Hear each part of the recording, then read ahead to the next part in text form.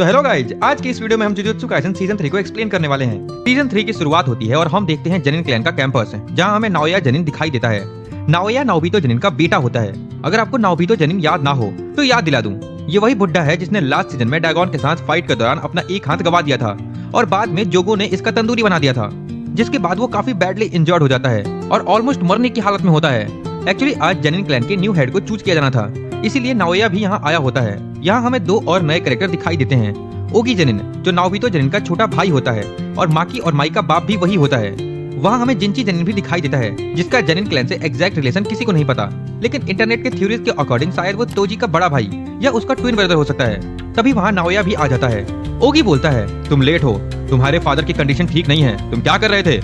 Naoya कहता है, क्या फर्क पड़ता है, आखिर जनिन क्लैन का नेक्स्ट लीडर तो मुझे ही बनना है। वैसे भी मेरे दोनों बड़े भाई काफी ज्यादा वीक और यूजलेस हैं। इसके बाद नाओया ओगी और जिनिची दोनों की बेइज्जती करने लगता है। एक पॉइंट पे उन्हें तोजी से कंपेयर कर देता है।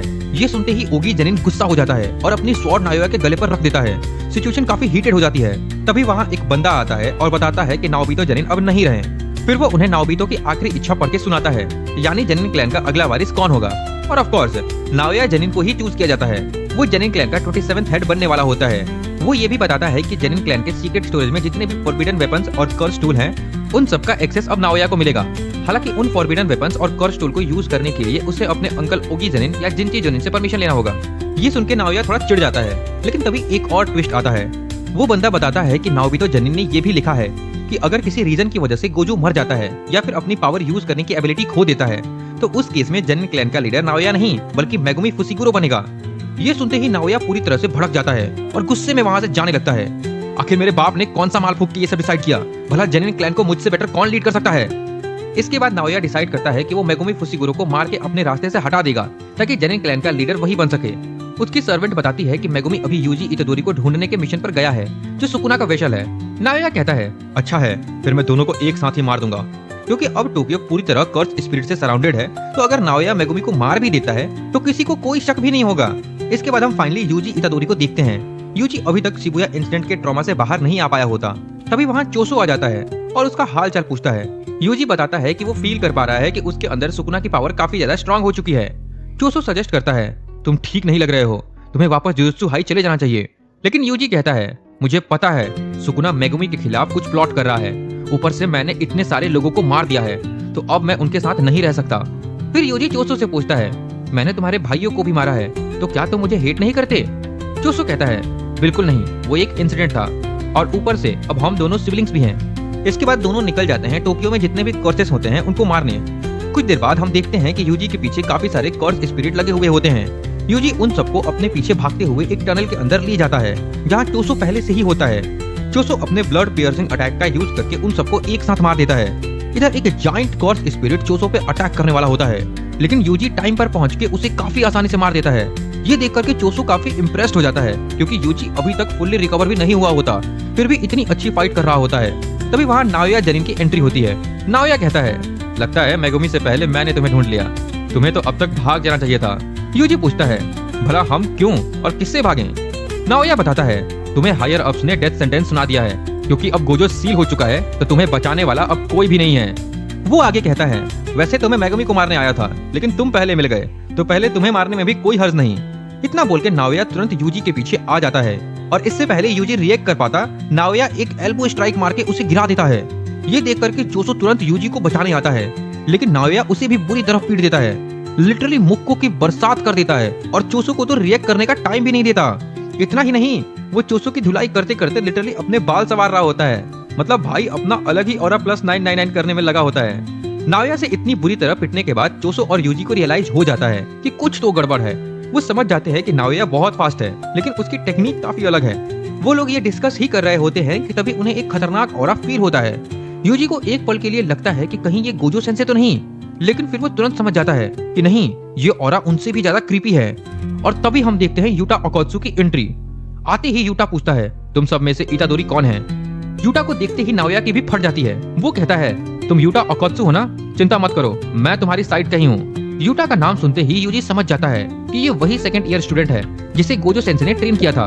इधर नाओया अपना इंट्रोडक्शन देता है और बताता है कि वो जनिन क्लैन से है। वो कहता है, मैं भी यूजी को मारने आया हूँ, लेकिन अगर तुम उसे मारना चाहते हो तो कोई बात नहीं, मैं बीच में नहीं आऊंगा। जब उधर यूटा और नाओया बात कर रहे होते हैं, इधर चोसू यूजी से कहता है कि वो यहाँ से भाग जाए। एक साथ दोनों को हैंडल करना बहुत मुश्किल है, मैं तब तक इस ब्लॉन्ड हेयर वाले को संभाल लूंगा, तुम जितना दूर हो सके उतना दूर भाग जाओ। यूजी वही करता है और तुरंत वहाँ से भाग जाता है, लेकिन यूटा भी बिना एक सेकंड वेस्ट किए यूजी के पीछे लग जाता है। इधर चोसू और नाओया की फाइट स्टार्ट होने वाली होती है। नाओया कहता है, मुझे पता है कि तुम्हारी टेक्निक ब्लड मैनिपुलेशन है, जो काफी ज्यादा लेम टेक्निक है। तुम्हें जितना टाइम अपना ब्लड पियर्सिंग अटैक को फोकस करने में लगता है, उतने में तो मैं तुम्हें 50 बार हरा दूं। इसीलिए तुम्हें मेरे हाथों से कोई नहीं बचा सकता। चोसू कहता है, मरने तो तुम वाले हो, तुम्हें क्या लगा मेरे छोटे भाई पे अटैक करके जिंदा बच जाओगे। तभी सीन कट होता है यूटा और यूजी की तरफ। यूटा अपनी स्वॉर्ड से यूजी पर अटैक करता है, लेकिन स्वॉर्ड टच कर पाए उससे पहले ही यूजी उसे अपने हाथों से रोक लेता है। उसके बाद यूजी तुरंत उठ करके यूटा के पीछे पहुंच जाता है, लेकिन यूटा उसे सेंस कर लेता है और तुरंत अपनी स्वॉर्ड घुमा करके अटैक करता है। यूजी तब तक उसके रेंज से बाहर जा चुका होता है। इसके बाद दोनों के बीच काफी देर तक बैटल होती है और दोनों एक से बढ़ करके एक प्रूव कर रहे होते हैं। यूजी सारे अटैक्स डॉज करते जा रहा होता है और यूटा धीरे धीरे अपनी स्पीड बढ़ाते जा रहा होता है। फाइट के बीच जैसे ही यूटा अपनी कर्स एनर्जी यूज करता है, यूजी सरप्राइज हो जाता है, क्योंकि यूटा के पास सिर्फ रॉ पावर ही नहीं बल्कि इंसेन अमाउंट में कर्स एनर्जी भी होती है। तभी यूटा बताता है कि उसके पास गोजो सेंसे से भी ज्यादा कर्स एनर्जी है, लेकिन उनके पास 6 आईज हैं जो उन्हें एक्सेप्शनल बनाते हैं, इसीलिए वही सबसे ज्यादा स्ट्रॉन्गेस्ट हैं। पर सिर्फ कर्स एनर्जी के मामले में मैं उनसे काफी आगे हूँ। इतना कहकर के यूटा फिर से अटैक करता है। अब यूजी के लिए यूटा को हैंडल करना काफी मुश्किल हो जाता है, क्योंकि यूटा के बॉडी के अराउंड कंटिन्यूअसली कर्स एनर्जी फ्लो कर रहा होता है, इवन उसकी स्वॉर्ड के अराउंड भी। इस वजह से ना सिर्फ उसकी मूवमेंट रीड करना मुश्किल हो जाता है, बल्कि यूजी की सारे अटैक्स का डैमेज भी यूटा मिनिमाइज करते जा रहा होता है। यूजी का डैमेज ऑलमोस्ट 0 हो जाता है। तभी यूजी भी यूटा के स्वॉर्ड को काउंटर करने के लिए अपना नाइफ निकाल लेता है, लेकिन वो नाइफ कुछ खास काम नहीं आता और तुरंत टूट जाता है। इसी बीच यूटा यूजी को स्लैश मार देता है, लेकिन यूजी भी उसकी स्वॉर्ड तोड़ देता है। ये देख करके यूटा पहले हैरान हो जाता है, फिर उसे रियलाइज होता है कि आखिर यूजी भी तो गोजो सेंसे का स्टूडेंट है, तो ये सब उसके लिए नॉर्मल है। जैसे ही यूजी देखता है कि यूटा की स्वॉर्ड टूट चुकी है, वो तुरंत उसकी तरफ भागता है, क्योंकि उसे पता होता है कि हैंड टू हैंड कॉम्बैट में वो ज्यादा अच्छा है और उसे क्लोज जाना पड़ेगा। लेकिन तभी अचानक से रीका आ जाती है और यूजी को पीछे से पकड़ लेती है। ये यूजी के लिए बिल्कुल आउट ऑफ सिलेबस होता है, उसे समझ ही नहीं आता कि ये चीज आखिर है क्या। यूजी चाह करके भी हिल नहीं पाता, बिल्कुल फ्री हो जाता है और तभी यूटा उसके पास आता है और अपनी ब्रोकन स्वॉर्ड से यूजी के चेस्ट में स्टैब कर देता है। अब इसके बाद सीन शिफ्ट होता है चोसो और नाओया वाली फाइट में, जहाँ नाओया चोसो की काफी बुरी तरह से धुलाई कर रहा होता है, लेकिन चाहे वो कितनी बार भी उसकी पिटाई करे, चोसो हर बार उठ करके खड़ा हो जाता है। पर चोसो इतनी देर से सिर्फ पिट ही नहीं रहा होता, बल्कि वो नाओया की टेक्निक को समझने की कोशिश कर रहा होता है और एक टाइम के बाद तो वो लिटरली नाओया की स्पीड को मैच करने लगता है। ये देख करके नाओया भी सरप्राइज हो जाता है, लेकिन वो कोई रिस्क नहीं लेना चाहता, इसीलिए वो अपना नाइफ निकाल करके चोसो को स्टैब कर देता है। चोसो कहता है, तुम फुल्ली प्रिपेयर होकर आए हो। नाओया बोलता है, एक्चुअली फाइट के बीच वेपन यूज करना एक सॉर्सरर के लिए शर्म की बात होती है, इसीलिए आई एम नॉट प्राउड, लेकिन मुझे थोड़ी जल्दी है। फिर दोनों के बीच थोड़ी कन्वर्सेशन होती है। नाओया बताता है कि वो अपने भाइयों को कितना हेट करता है और चोसो बिल्कुल उसके अपोजिट होता है, वो अपने भाइयों से बहुत प्यार करता है। चोसो नाओया को लेक्चर देने लगता है कि बड़े भाई को देख करके छोटे भाई सीखते हैं। ये सुनकर के नाओया बोलता है, बस भी करो, मुझे उल्टी आ रही है। तभी अचानक नाओया नोटिस करता है कि नीचे बहुत सारा खून बह रहा होता है और तभी वहाँ खून की बाढ़ आ जाती है। नाओया पूरी तरह कंफ्यूज हो जाता है, उसे समझ नहीं आता कि इतना खून बहने के बाद भी चोसो अब तक जिंदा कैसे है। अब जैसा कि आप सब जानते हो, चोसो एक तरह से नोरितोशी कामो का एक्सपेरिमेंट है। वो एक डेथ पेंटिंग वूम्ब है, यानी कर्स और इंसान का हाइब्रिड, इसीलिए वो अपनी कर्स एनर्जी को ब्लड में कन्वर्ट कर सकता है और जब तक उसके पास कर्स एनर्जी है, वो ज्यादा खून बहने से नहीं मर सकता। नाओया उसके ब्लड से बच करके भागने लगता है, लेकिन तभी अचानक उसके पैर जमीन से चिपक जाते हैं, वो बिल्कुल मूव ही नहीं कर पा रहा होता। जमीन पर जो ब्लड होता है वो ग्लू की तरह नाओया को चिपक जाता है। इसका फायदा उठा के चोसो उस पर अपना ब्लड पियर्सिंग अटैक करने वाला होता है, लेकिन नाओया के पास अपने फादर जैसी 24 FPS वाली टेक्निक होती है, जिसमें वो 1 सेकंड में 24 अलग अलग मूव्स कर सकता है। इसी टेक्निक का यूज करके वो चोसो के अटैक को डॉज करने की कोशिश करता है, लेकिन चोसो के पास सुपरनोवा टेक्निक होती है, जिसे मास्टर करने में उसे 150 साल लगे होते हैं। इस टेक्निक में वो टारगेट पर हर डायरेक्शन से अटैक कर सकता है। नाओया ने ये बिल्कुल एक्सपेक्ट नहीं किया होता और वो भी इसका शिकार हो जाता है। इसके चलते नाओया काफी बुरी तरह इंजर्ड हो जाता है और उसकी सारी हेगड़ी निकल जाती है। जरा सोचो, ये बंदा यूजी और मेगुमी को मारना चाहता था और चोसो से पिट गया। शुरुआत में तो पूरा ऑरा दिखा रहा था, अब 2 मिनट में ही इसके सारे ऑरा के आगे एल लग गए। फिर चोसो जब उसे खत्म करने जा रहा होता है, तभी वहाँ यूटा आ जाता है और एक पंच मार करके चोसो को साइड फेंक देता है। यूटा अपने साथ यूजी की डेड बॉडी भी लाया होता है। वो नाओया के पास जाता है और बोलता है, तुम काफी पेनफुल लग रहे हो, तुम चाहो तो मैं तुम्हें हील कर सकता हूँ। लेकिन बदले में तुम्हें जा करके हायर अप्स को रिपोर्ट देना होगा कि यूजी मर चुका है। इसके बाद हमें यूजी का एक विजन दिखाया जाता है। उस विजन में यूजी अपने फादर जिन इतादोरी को देखता है। तभी वहाँ यूजी के ग्रैंडफादर आ जाते हैं और कहते हैं, तुम अपनी लाइफ जैसे चाहो जियो, लेकिन उस औरत से दूर रहना, वरना एक दिन मर जाओगे। और तभी हमें यूजी की मॉम काओरी भी दिखाई देती है। हम देखते हैं कि उसके सर पर बिल्कुल वही निशान होते हैं जो फेक गेटो के सर पर होते हैं। इसी के साथ ये विजन खत्म हो जाता है और तभी हमें दिखाया जाता है कि यूजी को होश आ जाता है, मतलब वो मरा नहीं था। वहाँ यूटा भी बैठा होता है। यूजी को जिंदा देख करके यूटा बहुत खुश हो जाता है और बोलता है, थैंक गॉड तुम जिंदा हो। एक्चुअली गोजो ने यूटा से कहा था कि अगर फ्यूचर में मुझे कुछ हो जाए तो यूजी का ख्याल रखना। इस वजह से यूटा ने यूजी को मारने का नाटक किया था और हायर अप्स तक मैसेज भी पहुंचा दिया कि यूजी मर चुका है, ताकि अब उसके पीछे कोई ना आए। यूजी पूछता है, तो जो तुमने मुझे स्टैब किया था वो भी फेक था? मुझे लगा कि मैं सच में मर गया। यूटा बताता है, स्टैब करते वक्त ही मैंने लास्ट मोमेंट पर कर्स रिवर्स टेक्निक यूज करके तुम्हें हील कर दिया था, लेकिन हम ये बार बार नहीं कर सकते वरना हायर अप्स को शक हो सकता है, पर फिलहाल के लिए तुम सेफ हो। यूजी कहता है, आखिर तुमने मेरे लिए इतना सब क्यों किया? यूटा बोलता है, ये काफी सिंपल है, जिन लोगों की मैं परवाह करता हूँ वो तुम्हारी परवाह करते हैं। तभी वहाँ मेगुमी आ जाता है और उन दोनों के बीच एक छोटा सा रियूनियन होता है। यूजी अभी तक शिबुया इंसिडेंट के कांड को लेकर के रिग्रेट में होता है, लेकिन मेगुमी उसे समझाता है। वो कहता है, अब हमारे पास इन सब के लिए टाइम नहीं है, मुझे तुम्हारी हेल्प चाहिए। ये सुनकर के यूजी शॉक हो जाता है। मेगुमी बताता है कि नकली गेटो ने एक किलिंग गेम शुरू कर दिया है, जिसमें हर सॉर्सरर को ना चाहते हुए भी एक दूसरे से फाइट करनी पड़ेगी और मारना पड़ेगा। इस गेम का नाम है कलिंग गेम। इसमें मेरी बहन सुमिकी को भी ना चाहते हुए पार्टिसिपेट करना पड़ेगा, इसीलिए मुझे तुम्हारी हेल्प चाहिए।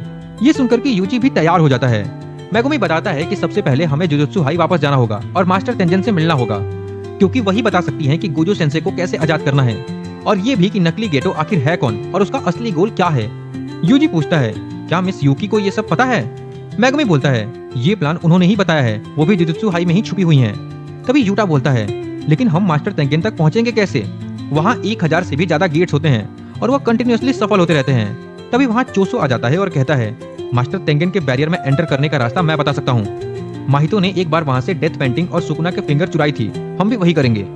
इसके बाद नेक्स्ट डे हम देखते हैं कि सब लोग जुजुत्सु हाई पहुँचते हैं, जहाँ हमें यूकी और माकी भी दिखाई देती हैं। फिर चोसो उन सबको तेंगेन तक पहुँचने में मदद करता है। उसके जो 6 रिमेनिंग डेथ पेंटिंग होते हैं, जिनमें उसके बाकी भाई होते हैं, वो उन्हें सेंस कर सकता है। वो सब एक वेयर हाउस में स्टोर होते हैं, जो टेंजन के टॉम के पाथ पर ही होता है। चोसो की हेल्प से वो लोग फाइनली टेंगेन के हॉल में पहुंच जाते हैं, लेकिन वहाँ कुछ भी नहीं होता। यूकी बताती है कि ऐसा इसीलिए हो रहा है क्योंकि टेंगेन उन सबको रिजेक्ट कर रही है, इसीलिए वो लोग वापस जाने लगते हैं। लेकिन तभी उनके पीछे टेंगेन खुद अपीयर हो जाती है। हमें पता चलता है कि वो वहाँ सबको जानती है और सबको ग्रीटिंग करती है। सबकी आंखें फट जाती है टेंजन को देखकर, क्योंकि उन सब ने उसे पहली बार देखा होता है। वहीं यूकी पूछती है, तुमने टॉम ऑफ स्टार कॉरिडोर क्यों बंद कर रखा है? टेंगेन कहती है, मुझे लगा तुम सब केंजाकू से मिले हुए हो, क्योंकि मैं ये नहीं बता सकती कि किसके दिल में क्या चल रहा है। सब सोचने लगते हैं कि ये केंजाकू कौन है भला। तो टेंगेन कहती है कि केंजाकू वही है जिसे तुम नोरितोशी कामो कहते हो और जो अभी सुगुरु गेटो के बॉडी में है। यूकी अभी भी कंफ्यूज होती है कि आखिर ये क्या बात कर रही है, क्योंकि यूकी को अभी भी फेक गेटो यानी केंजाकू की रियल आइडेंटिटी नहीं पता होती। वैसे ये चीज अभी एनिमे में नहीं बताई गई है, पर मैं आपको केंजाकू के बारे में थोड़ा एक्सप्लेन कर देता हूँ कि आखिर वो है कौन। केंजाकू एक 1000 साल पुराना एंशिएंट सॉर्सरर है, जिसकी मेन कर्स टेक्निक है ब्रेन ट्रांसप्लांट और बैरियर से। केंजाकू जिस भी बॉडी में अपना ब्रेन ट्रांसप्लांट करता है, वो उस सॉर्सरर की कर्स टेक्निक भी यूज कर सकता है, और वो ऐसे ही ब्रेन ट्रांसप्लांट करते करते अभी तक जिंदा है। इसकी सबसे पहले वाली बॉडी के बारे में हमें ज्यादा नहीं बताया गया, लेकिन इसकी लास्ट नोन बॉडी की बात करें तो वो थी नोरितोशी कामो की। उसी बॉडी के टाइम उसने 9 डेथ वूम पेंटिंग बनाए थे, जिससे चोसो ईसो केचिजो बने। उसके बाद उसने अपना ब्रेन काओरी इतादोरी के बॉडी में ट्रांसप्लांट किया, जो यूजी इतादोरी की माँ है। फिर उसके बाद उसने गेटो को ढूंढा, क्योंकि उसकी कर्स टेक्निक काफी पावरफुल थी। अब वापस स्टोरी कंटिन्यू करते हैं। इधर इतनी इंपॉर्टेंट बात चल रही होती है, पर इतादोरी को ये जानना होता है कि टेंगेन ऐसा क्यों दिखती है। टेंगेन बताती है, मैं इमॉर्टल जरूर हूँ पर एजलेस नहीं, मेरी एजिंग होती रहती है। तुम भी अगर 500 साल से ज्यादा जिंदा रहोगे तो ऐसे ही दिखोगे। 12 साल पहले मेरी मर्जिंग रुक गई थी, क्योंकि स्टार प्लाज्मा वेसल को मार दिया गया था। इस वजह से मेरी एजिंग और फास्ट हो गई और एक इंडिविजुअल के तौर पर मेरी अवेयरनेस खत्म हो गई, और इसी वजह से मैं इस दुनिया के साथ मिक्स हो गई हूँ। तभी मेगुमी कहता है, हम यहाँ आपसे केंजाकू के मेन ऑब्जेक्टिव और प्रिजन रेल्म को कैसे ओपन करें ये जानने आए हैं। टेंगेन इसका जवाब देने से पहले एक कंडीशन रखती है। वो चाहती थी कि यूकी, चोसो और यूटा में से कोई 2 लोग वहीं रुक जाएं, उसकी प्रोटेक्शन के लिए। सब सोचते हैं, प्रोटेक्शन? पर तुम तो इमॉर्टल हो ना। माकी पूछती है, क्या तुम्हें भी सील होने या किसी और चीज से डर लगता है? वो बताती है, इसके पीछे का रीजन भी केंजाकू है। केंजाकू चाहता है कि वो सारे लोगों को इवोल्यूशन के लिए मजबूर कर दे। मैगुमी कहता है, इसके बारे में तो हमने भी सुना था, पर केंजाकू ने उसी टाइम सबको सॉर्सरर क्यों नहीं बना दिया जब उसके पास माहितो की कर्स टेक्निक आइडियल ट्रांसफिगरेशन की पावर आ गई थी।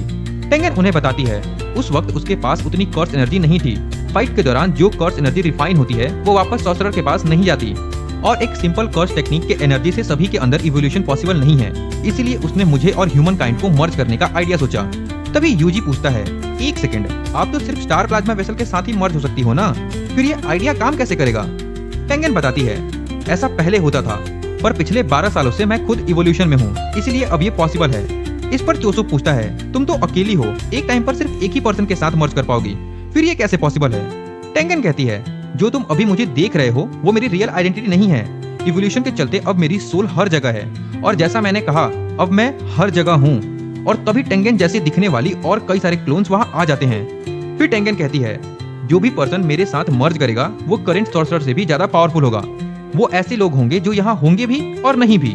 मेरे पास बैरियर टेक्निक है जिसकी पावर से मैं इस बॉडी फॉर्म को मेंटेन कर पा रही हूँ, पर अगर ह्यूमन काइंड इवॉल्व हुई और उनमें से एक भी पर्सन आउट ऑफ कंट्रोल हो गया तो पूरी दुनिया खत्म हो जाएगी, क्योंकि तब कोई बाउंड्रीज नहीं होंगी और एक पर्सन की बुराई सभी के अंदर तुरंत फैल जाएगी, और फिर पूरी दुनिया में वही होगा जो अभी टोक्यो में हुआ है। माकी कहती है, आप मर्ज करने से मना क्यों नहीं कर देती? टेंगन कहती है, यही सबसे बड़ी प्रॉब्लम है। इवॉल्व होने के बाद मैं एक कर्स स्पिरिट की तरह बन चुकी हूँ, इसलिए केंजाकू जब चाहे मुझे कर्स मैनिपुलेशन टेक्निक से ऑब्जर्व कर सकता है। ये सुनते ही सबकी हालत टाइट हो जाती है और सब फाइनली समझ जाते हैं कि टेंगन को बॉडीगार्ड की जरूरत क्यों है। तभी मैगुमी पूछता है, इन सब चीजों के बीच कलिंग गेम स्टार्ट करने का क्या रीजन था? तो टेंगन बताती है, इसे तुम मर्जिंग से पहले का वार्म अप समझ लो, क्योंकि जैसा मैंने कहा, अब नॉन स्टार प्लाज्मा वेसल के साथ भी मर्जिंग पॉसिबल है। तो कलिंग गेम में प्लेयर्स की कर्स एनर्जी का यूज होता है, और जो बाउंड्रीज कॉलोनी के बीच बनी हुई हैं, उनके थ्रू लोगों को एक साइड से दूसरी साइड भेजा जाएगा, और इसी वार्म अप से वो फाइनल रिचुअल परफॉर्म करेगा। लेकिन इस रिचुअल को परफॉर्म करने के लिए केंजाकू ने काफी बाइंडिंग वॉच किए हैं, इसलिए वो खुद गेम में मास्टर नहीं बन सकता। लेकिन ये सुनकर खुश मत होना, क्योंकि ये चीज भी तुम्हारी फेवर में नहीं है।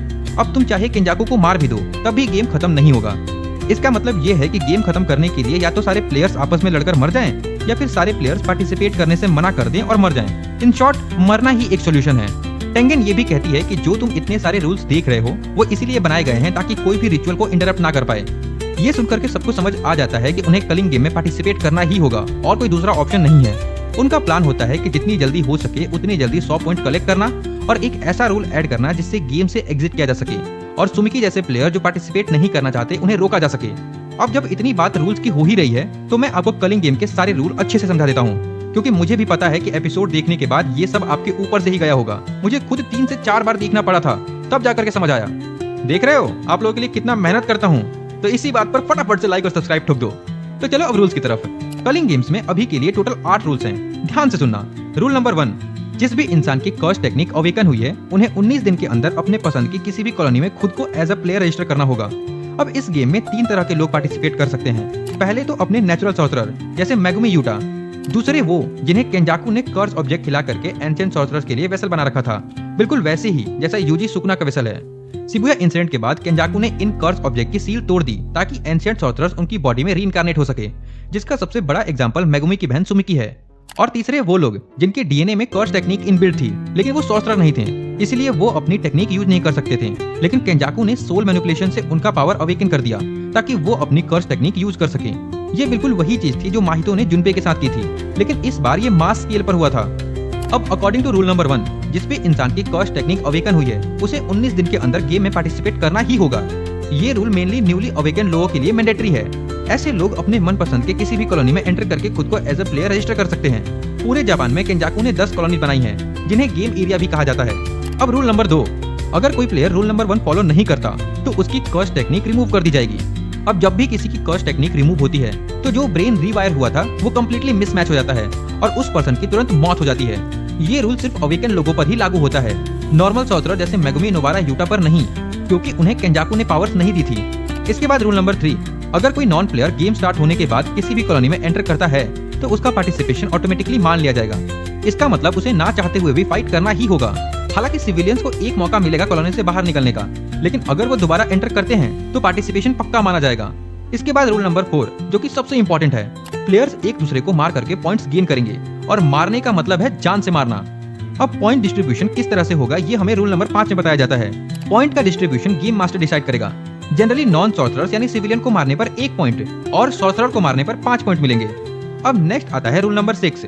अगर कोई प्लेयर 100 पॉइंट कलेक्ट कर लेता है तो वो गेम मास्टर के साथ नेगोशिएट करके एक नया रूल ऐड करवा सकता है, लेकिन इसमें भी कुछ कंडीशन है।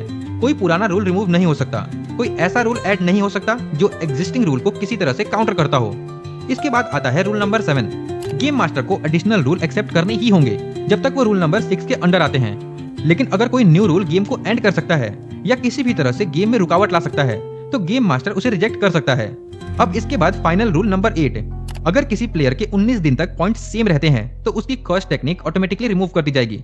इसका मतलब जब से तुम कॉलोनी में एंटर करते हो तब से लेकर के नेक्स्ट 19 दिन तक तुम्हारे पॉइंट्स 0 ही हैं। मतलब तुम गांधी जी बनकर के घूम रहे हो, फिर तुम्हारे साथ भी वही होगा जो गांधी जी के साथ हुआ था। खैर, अगर 19 दिन तक तुम्हारे पॉइंट्स चेंज नहीं हुए तो प्लेयर की कर्स टेक्निक रिमूव हो जाएगी, मतलब खत्म। इसी वजह से नॉर्मल सॉर्सरर्स को भी ना चाहते हुए अपने हाथ खून से रंगने पड़ते हैं। तो ये थे सारे रूल्स जो केंजाकू ने अपने खूनी खेल यानी कलिंग गेम के लिए बनाए थे। इसको कलिंग गेम नहीं, किलिंग गेम ज्यादा कहना सही रहेगा। खैर, आई होप ये आपको समझ आ गया होगा, क्योंकि इससे ज्यादा सिंपल लैंग्वेज में मैं एक्सप्लेन नहीं कर सकता था। फिर भी अगर कोई डाउट रह गया होगा तो कमेंट जरूर करना। तो अब हम वापस इन पर आते हैं। इधर सब मिलकर डिसाइड करते हैं कि चोसो और यूकी यहाँ रुके टेंगेन की प्रोटेक्शन करेंगे।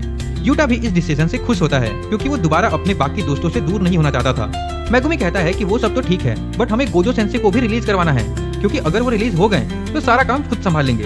अब आप सोचेंगे कैसे?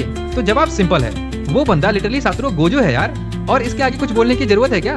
तभी टेंगेन हवा में से ही प्रिजन रेल्म का बैक गेट निकालती है। टेंगेन कहती है, केंजाकू के इसे ढूंढने से पहले ही मैंने इसे ढूंढ लिया था, और जो पर्सन फ्रंट गेट से सील हुआ है वो बैक गेट में भी होता है। तभी यूजी कहता है, तो फिर हम इसे जल्दी से ओपन कर देते हैं। तो टेंगेन बताती है, प्रिजन रेल्म को सिर्फ वही ओपन कर सकता है जो उसका ओनर हो, यानी जिसके पास फ्रंट गेट हो, और वो अभी केंजाकू के पास है। इसलिए अब हमें इसे फोर्सफुली तोड़ना होगा, जिसके लिए हमारे पास 2 रास्ते हैं। पहला इन्वर्टेड स्पीयर ऑफ हेवन और दूसरा ब्लैक रोप। ये दोनों ही किसी भी कर्स टेक्निक के इफेक्ट को कैंसिल कर देते हैं, पर यहाँ प्रॉब्लम ये है कि ये दोनों चीजें अब डिस्ट्रॉय हो चुकी हैं, और इन्हें डिस्ट्रॉय भी गोजो ने ही किया था। मेगुमी और यूजी कहते हैं, ये इंसान ऐसा करता ही क्यों है? इसके बाद यूकी टेंगेन से कहती है, इसके अलावा भी और कोई रास्ता तो जरूर होगा ना? तो टेंगेन कहती है, हाँ, एक सॉर्सरर है जो 1000 साल पुराना है और अभी अवेकन हुआ है। उसका नाम है एंजल। उसकी कर्स टेक्निक ही यही है कि वो दूसरों की कर्स टेक्निक को कैंसिल कर देती है। वो लोग पूछते हैं, अब ये एंजल कहाँ मिलेगी? तो टेंजन कहती है, ये मैं नहीं बता सकती, क्योंकि मैं केंजाकू की बनाई कॉलोनीज के अंदर कुछ भी नहीं देख सकती। उसके बाद टेंगन उन्हें सारी कॉलोनीज का मैप दिखाती है जो केंजाकू ने पूरे जापान में फैलाया होता है। इसके बाद मेगुमी पूछता है, ये रिचुअल कितने दिन तक चलेगा? तो टेंगन बताती है, ये प्लेयर्स पर डिपेंड करता है, लेकिन लगभग 2 महीने में ये खत्म हो जाएगा। इसके बाद सब लोग टाइम नोटिस करते हैं कि आज 9 तारीख है और अभी 9 बज रहे हैं। तो जो प्लेयर्स अवेकन हुए थे वो 31 अक्टूबर को हुए थे। इसका मतलब अब उनके पास सिर्फ 10 दिन और 15 घंटे बचे हैं सुमिकी को बचाने के लिए, वरना रूल नंबर 1 के अकॉर्डिंग उसे पार्टिसिपेट करना ही होगा। उसके बाद मेगुमी और यूजी गेम मास्टर के बारे में पूछते हैं। तो टेंगेन बताती है, हर प्लेयर के पास एक शिकिगामी होगा जिसका नाम कोगाने है। ये कोई गेम मास्टर नहीं है, ये बस एक गेम इंटरफेस है जो तुम्हें रूल्स, पॉइंट और सब इन्फॉर्मेशन देता है। रूल्स ऐड कराना भी इसी के थ्रू होता है। तुम इसे जब चाहो, जितनी बार चाहो बुला सकते हो। इसके बाद टेंगेन से जो भी इन्फॉर्मेशन लेनी थी वो कंप्लीट हो जाती है। चोसो और यूकी को वहीं छोड़ करके बाकी सब जाने लगते हैं। माकी डिसाइड करती है कि वो जेनिन हाउस जाएगी ताकि वहाँ से सारे रिजर्व कॉस्ट्यूम ले आ सके। और अब जब मेगुमी जेनिन क्लैन का हेड है तो ये काम काफी आसान हो जाएगा। वहीं यूटा डिसाइड करता है कि वो कलिंग गेम में ज्वाइन करेगा और जितनी जल्दी हो सके उतनी जल्दी 100 पॉइंट कलेक्ट करेगा ताकि एक नया रूल ऐड कर सके। यूटा उन्हें कहता है, बस ये ध्यान रखना कि तुम सब एक ही कॉलोनी में एंटर ना करो, वरना आपस में ही लड़ना पड़ जाएगा। तभी उन्हें पता चलता है कि बैरियर्स के अंदर फोन्स काम नहीं करते, तो वो एक दूसरे से कांटेक्ट भी नहीं कर पाएंगे। उसके बाद माकी उनसे कहती है, तुम दोनों किंजी हाकारी को ढूंढो। यूजी पूछता है, किंजी ये कौन है? तो यूटा बताता है, वो 3rd ईयर का सस्पेंडेड स्टूडेंट है। माकी कहती है, अभी हमें लोगों की जरूरत है, तो जो कर सकते हो करो, बस उस बंदे को ले आओ, वो बंदा बहुत कुछ अकेले संभाल लेगा। यूजी पूछता है, क्या वो स्ट्रॉन्ग है?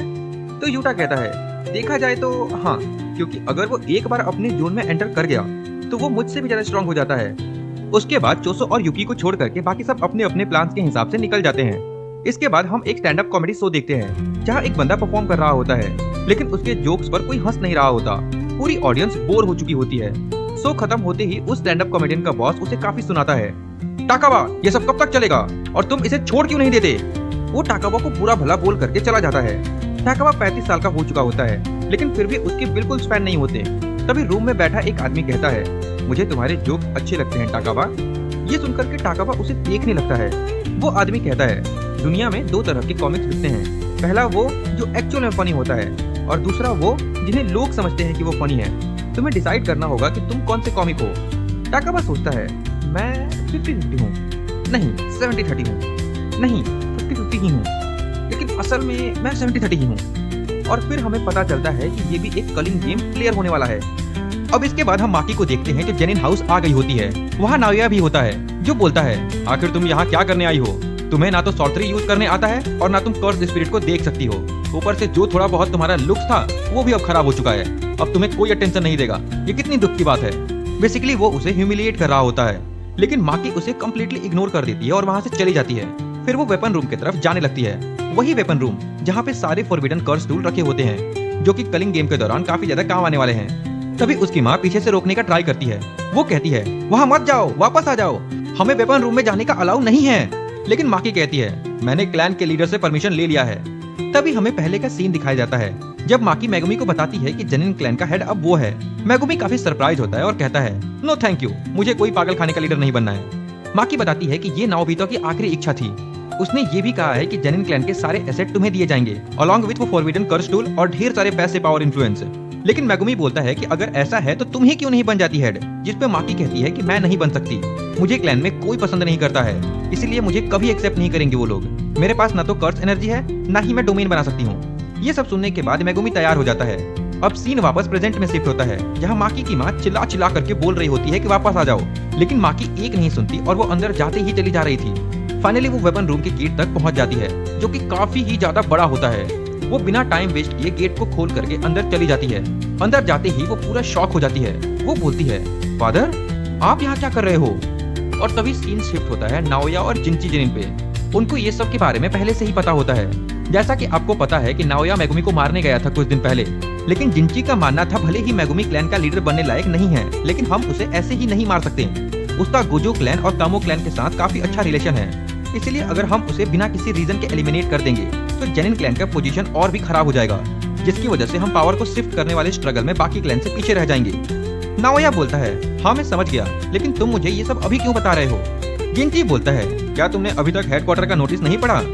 उस नोटिस के अकॉर्डिंग गोजो सातोरो को शिबुया इंसिडेंट के लिए दोषी पाया गया है और उसे हमेशा के लिए जुजुत्सु सोसाइटी से एक्सपेल कर दिया गया है। इसीलिए अगर कोई उसे प्रिजन रेल्म से निकालने की कोशिश भी करेगा तो वो एक क्राइम माना जाएगा और उसे कड़ी से कड़ी सजा दी जाएगी। जिंची बताता है कि हम इसका फायदा उठाकर मेगुमी, माकी और माई को मरवा देंगे और कह देंगे कि वो ट्रेटर्स हैं जो गोजो को प्रिजन रेल्म से निकालने में हेल्प कर रहे थे। इस तरह से हमारा दुश्मन भी मर जाएगा और कोई क्लैन वाले हमें ब्लेम भी नहीं डाल पाएंगे। नाओया पूछता है, तो क्या अंकल ओगी ये काम कर पाएंगे? जिंची बोलता है, ये प्लान उनका ही था।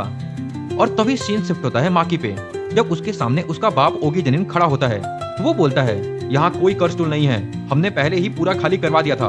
और तभी हम देखते हैं कि माई जेनिन यानी माकी की ट्विन सिस्टर, जो कि काफी ज्यादा जख्मी हालत में जमीन पर पड़ी होती है, वो बोलती है, तुम यहाँ क्यों आ गई इडियट?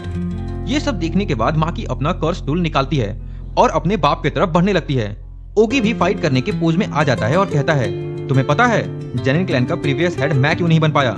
माकी बोलती है, हाँ क्योंकि तुम एक सनकी हो जिसे अपने बच्चों का ही मर्डर करना पसंद है।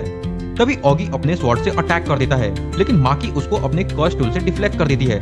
ओगी दोबारा स्वॉर्ड घुमा के अटैक करने जाता है, लेकिन माकी अपना कर्स टूल से लिटरली उसके स्वॉर्ड के 2 टुकड़े कर देती है। जैसे ही उसका स्वॉर्ड टूटता है, माकी को पता था कि उसका अटैक का रेंज अब कम हो गया है, इसीलिए वो उसके और क्लोज जा करके अटैक करने की कोशिश करती है। लेकिन ओगी अपने कर्स एनर्जी का यूज करके स्वॉर्ड के लेंथ को वापस से बढ़ा लेता है, जिसकी वजह से माकी उसके अटैक के रेंज में आ जाती है और उसे एक काफी डीप कट लग जाता है। माकी ने बिल्कुल एक्सपेक्ट नहीं किया था, वो सरप्राइज रह जाती है। बट अब काफी देर हो चुका था, वो काफी ज्यादा ब्लीड करने लगती है और बेहोश हो जाती है। अब थोड़ी देर बाद हम देखते हैं ओगी अपने दोनों बेटियों को ड्रैग करके ले जा रहा होता है और कहता है, मैं तुम दोनों की वजह से ही जेनिन क्लैन का लीडर नहीं बन पाया था। मैं किसी भी चीज में अपने भाइयों से कम नहीं था, सिर्फ एक चीज छोड़कर, मेरे पास तुम दोनों जैसे कमजोर और नाकामयाब बच्चे थे जो मुझे पूरी जिंदगी होल्ड बैक ही किए हैं। फिर वो उन दोनों को एक पनिशमेंट रूम में ले जा करके वहाँ छोड़ देता है। ओगी बताता है कि ये एक पनिशमेंट रूम है जहाँ पे काउंटलेस ग्रेड 2 या उसके नीचे के कर्स स्पिरिट होते हैं। वो अभी मुझसे डर रहे हैं, इसलिए बाहर नहीं आ रहे हैं, लेकिन जैसे ही मैं यहाँ से जाऊंगा वो तुम दोनों को कुछ सेकंड में ही जिंदा खा जाएंगे। इतना कह करके वो यहाँ से जाने लगता है। इधर माकी अभी भी बेहोश होती है क्योंकि उसका काफी ज्यादा खून बह चुका था, लेकिन माई को होश आ जाता है। वो उठ करके तुरंत माकी के पास आ जाती है और रोते हुए कहती है, तुम सच में काफी ज्यादा टफ हो, मुझे पता था एक दिन ये होने वाला था। जिसके बाद माई माकी को किस करती है, लेकिन माई का माकी को किस करने के पीछे कोई रोमांटिक रीजन नहीं था, बल्कि वो किस असल में फेयरवेल और सोल ट्रांसफर का सिंबल था। जुजुत्सु काइसन के रूल के हिसाब से ट्विन एक ही कर्स एनर्जी सिस्टम शेयर करते हैं और जब तक माई जिंदा थी माकी अपने ट्रू पोटेंशियल तक नहीं पहुंच सकती थी। उस किस के साथ ही माई ने अपनी लाइफ को बाइंडिंग वॉ के थ्रू सैक्रिफाइस कर दिया, अपनी सारी कर्स एनर्जी माकी से परमानेंटली हटा दी और एक परफेक्ट कर्स टूल बनाया। इस मोमेंट के बाद माई पूरी तरह से वैनिश हो जाती है और माकी फाइनली जीरो कर्स एनर्जी के साथ कंप्लीटली हेवन रिस्ट्रिक्शन अनलॉक करती है। इसके बाद माकी को जैसे ही होश आता है वो पूरी तरह से शॉक हो जाती है और माई को अपने सामने मरा हुआ देखकर टूट जाती है। हमें उसके हाथ में वो कर्स टूल भी दिखाई देता है जो माई ने बाइंडिंग वॉ के थ्रू बनाया था। तभी हम ओगी जनिन को देखते हैं। वो नोटिस करता है कि यहाँ जितने भी कर्स स्पिरिट थे वो सबको किसी ने एक्सरसाइज कर दिया, लेकिन तभी उसे अचानक कुछ बहुत ही खतरनाक ऑरा सेंस होता है जो कि उसे तोजी से काफी सिमिलर लग रहा था। वो काफी ज्यादा डर जाता है और बोलता है, ऐसा नहीं हो सकता, तुम जिंदा कैसे बच गई? और अपना स्वॉर्ड निकाल कर कहता है, इस बार मैं तुम्हें नहीं छोड़ूंगा, तुम्हारी हड्डियां तक जला दूंगा। और एक बहुत ही पावरफुल लॉन्ग रेंज स्लैश मारता है, लेकिन अगले ही सेकंड माकी लिटरली अपने बाप का सर काट देती है, वो भी बिना उसके नोटिस किए। मतलब वो अब लिटरली तोजी के लेवल का बन चुकी थी। अब इसके बाद सीन शिफ्ट होता है जेनिन क्लैन के कैंपस में, जहाँ पे तुरंत खबर फैल जाती है कि माकी ने अपने बाप को मार दिया और पागल हो गई है। वहाँ नाओया और जिंची भी होते हैं, बट वो लोग इसको ज्यादा सीरियस नहीं लेते। तभी वहाँ जेनिन क्लैन का कॉम्बैट स्क्वाड आ जाता है। वो बोलते हैं, आप लोग चिंता मत करो, हम माकी को पकड़ लेंगे। उन्हें लगता है कि माकी ने ओगी को धोखे से मार दिया होगा। एक्चुअली ये कॉम्बैट स्क्वाड नॉन सॉर्सरर्स की होती है, लेकिन ये लोग काफी ज्यादा स्किल्ड फाइटर्स होते हैं। जेनिन क्लैन वाले इनका यूज अपने डर्टी काम करवाने के लिए करते हैं। इसमें हजारों सोल्जर्स होते हैं। एक टाइम पे माकी भी इस स्क्वाड का पार्ट हुआ करती थी। इधर फाइनली माकी वेपन रूम से बाहर आ जाती है, लेकिन बाहर आते ही सारे सोल्जर्स उसे घेर लेते हैं और सब मिलकर के एक साथ अटैक करने के लिए बढ़ते हैं। बट अब ये पहली वाली माकी नहीं थी, वो लिटरली उन सबको काट कर रख देती है। उसके अटैक्स इतने फास्ट होते हैं कि कोई भी सोल्जर उसे टच तक नहीं कर पा रहा होता और वो उन सबको ब्रूटली मार रही होती है। वॉल पर लिटरली खून से पेंटिंग बन रही होती है। थोड़ी देर बाद वो सारे सोल्जर्स को डिफीट कर देती है। वहाँ पे लिटरली खून की नदियां बह रही होती है। तभी माकी सेंस करती है कि वहाँ कोई आ चुका है।